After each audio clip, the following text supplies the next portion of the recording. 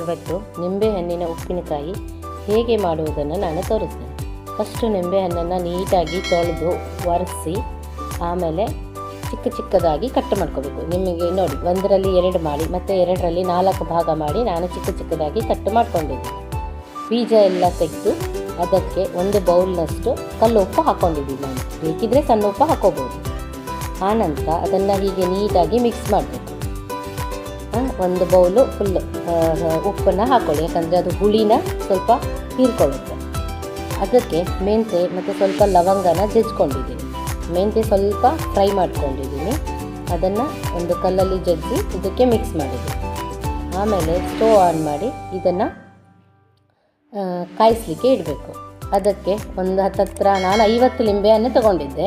ಅದಕ್ಕೆ ಹತ್ತತ್ರ 1 kg ಅಷ್ಟು ಸಕ್ಕರೆ ಬೇಕಾಗ್ತದೆ. ಆ ಸಕ್ಕರೆನ ಹಾಕಿ ನೀಟಾಗಿ ಮಿಕ್ಸ್ ಮಾಡ್ಕೋಬೇಕು. ಹಾಗೆ ಸ್ಟವ್ ಆನ್ ಇರಬೇಕು. ಅದು ಸ್ವಲ್ಪ ಬಾಯ್ಲ್ ಆಗುತ್ತೆ. ಅದಕ್ಕೆ ಸ್ವಲ್ಪ ಅರಿಶಿಣ ಪುಡಿ ಮತ್ತು ಅಚ್ಚಕಾರದ ಪುಡಿ ಹಾಕ್ಕೋಬೇಕು. ಒಂದು 2ರಿಂದ 4 ಚಮಚ ಹಾಕ್ಕೋಬೇಕು. ನಿಮಗೆ ಖಾರ ಎಷ್ಟು ಬೇಕೋ ಅದರ ತಕ್ಕಾಗೆ, ರುಚಿಗೆ ತಕ್ಕಾಗೆ ನೀವು ಸ್ವಲ್ಪ ಖಾರ ಹಾಕ್ಕೋಬೇಕು. ಹಾಗೆ ಕಂಟಿನ್ಯೂ ಆಗಿ ಬಾಯ್ಲ್ ಮಾಡ್ತಾ ಇರಬೇಕು. ಸ್ವಲ್ಪ ಲೋ ಫ್ಲೇಮಲ್ಲಿನೇ ಬಾಯ್ಲ್ ಮಾಡಿ. ಅದು ಬಾಯ್ಲ್ ಆಗಿ ಈ ಥರ ಆಗುತ್ತೆ. ಅದು ಗೊತ್ತಾಗುತ್ತೆ ನಿಮಗೆ, ಒಂದು ಕನ್ಸಿಸ್ಟೆನ್ಸಿ ಬರ್ತದೆ. ಅದು ಬಂದ ತಕ್ಷಣ ಈ ಥರ ಗಟ್ಟಿಯಾಗಿ ಬರ್ತದೆ. ಈ ಥರ ಬಂದಮೇಲೆ ನೀವು ಅದನ್ನು ಆಫ್ ಮಾಡಿ ಕಂಪ್ಲೀಟಾಗಿ ಕೂಲ್ ಆಗೋವರೆಗೂ ಹಾಗೆ ಬಿಟ್ಟಿರಿ. ಅದನ್ನು ಯಾವುದೇ ಕಂಟೈನರ್ಗೂ ಹಾಕಕ್ಕೆ ಹೋಗಬೇಡಿ.